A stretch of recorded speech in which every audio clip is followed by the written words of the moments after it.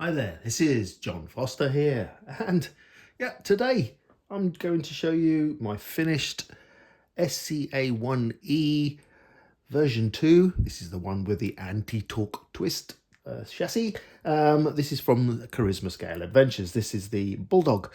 Now, this is my finished machine, and I think it's come out pretty good.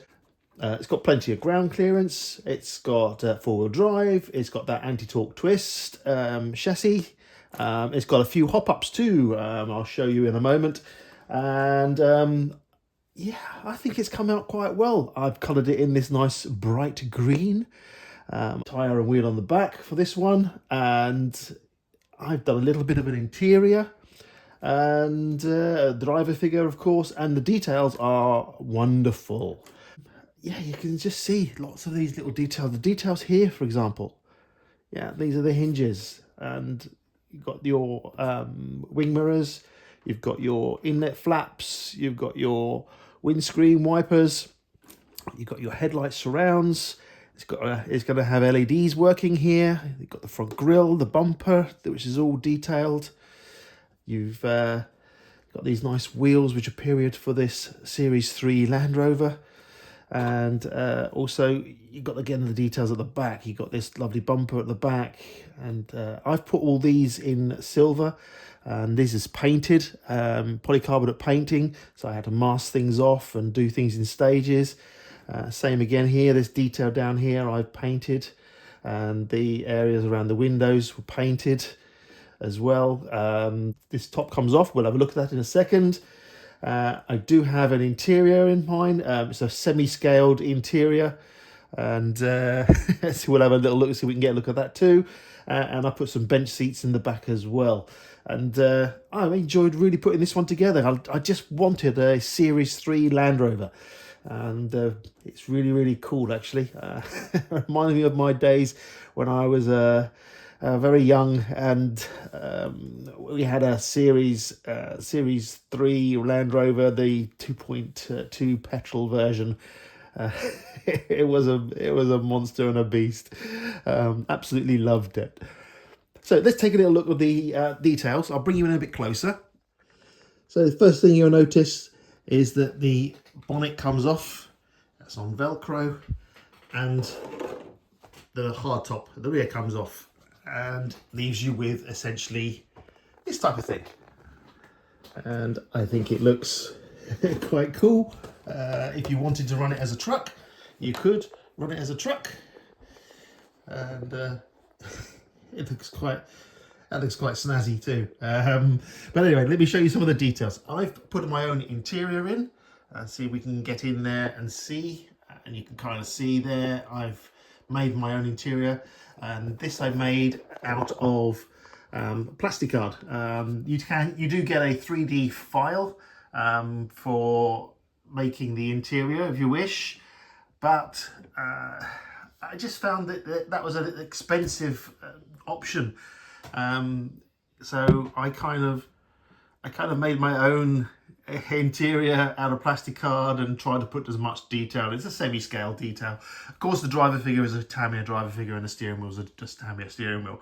But I tried to do that. And then the keen eye amongst you will notice that I've also put my own sort of engine 3D. It's not 3D printed again. This is made out of plasticard. Made this out of some wiring sheath. This is out of some spare wiring sheaths and things. Again, some spare wires that I'd coloured, that I needed to colour to make it look like a battery. You kind of got the radiator feel. And again, I just built this up with plasticard and stuck the pieces of one on the other, shaped them, sanded them, etc. to make it almost look like it could be an engine. It's a cheaper version, cheaper way of doing it, but yeah, it does the trick. Is it as good as a 3D printed one? Nah, I think it never will be, but hey, that's the way it is. In the back, and some bench seats in the back, just to make it look like this.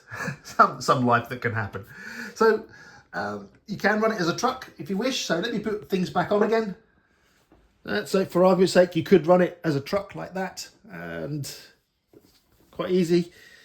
And yeah, these lovely mud flaps at the back as well, detail there.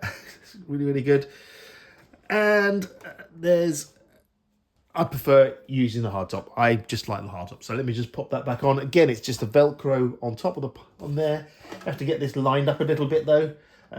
So you kind of have to squeeze the back ones on first so that they're on, and there we are.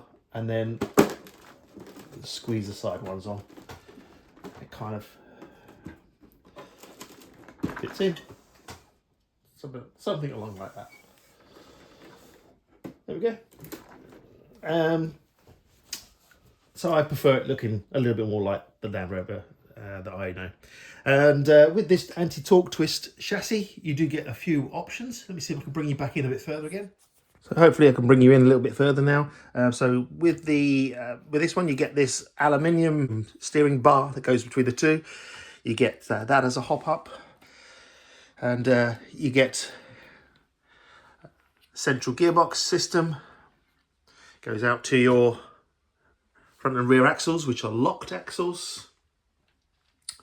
And I actually also put in on mine the inner mud guards and mud flap areas and side guards, because I like to make it look like it's got life in there. And this is where the electronics will sit. So you've got your electronic speed controller, which is the ISDT one that I said earlier, and my RC receiver there. This electronic speed controller does have a Bluetooth unit as well, and that seems to be working quite well. I've also got in here a 35 turn torque tuned motor. I didn't want too much speed, I just want more of the torque, so I think that'll be enough for this particular model. And I think it looks rather nice. Battery goes across the front. Let's put the weight on the front, so it's front biased. There you are. So that's the SCA-1E chassis. It's quite straightforward to put together. These lovely coilover shocks in here as well, look. Got some really big beefy shocks in those, front and rear. Very good. Yeah, as you can see, plenty of detail, wonderful. Let me put things back together. Okay, so there we have it, back together again. And that's my Land Rover Defender Series 3 on the SCA-1E version 2 with the anti-torque twist chassis. That's my version. Got to get it out for a run, I think, because I'm looking forward to getting this one out. Do like the crawlers. Just something about crawlers and trucks and things that I like. Anyway, what do you think, guys? I shall see you on the next one. Do take care, and as always, I do thank everyone that subscribes to me. It's very appreciative to have the support and be part of this very distinctive and very elite RC community. So take care, and thank you for tuning in. I'll see you on the next one. Bye for now.